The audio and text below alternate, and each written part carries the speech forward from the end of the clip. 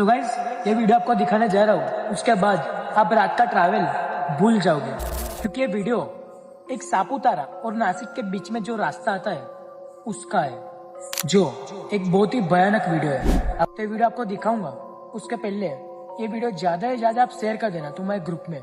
तो ये रहा वीडियो।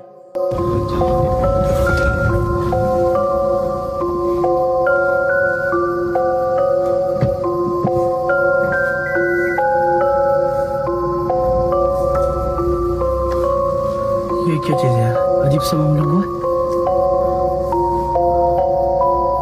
गाड़ी यार। और ये सापुतारा और नासिक के बीच का जो रास्ता आता है वो बोलते हैं जो रात के टाइम बहुत ही हॉन्टेड प्लेस है ये।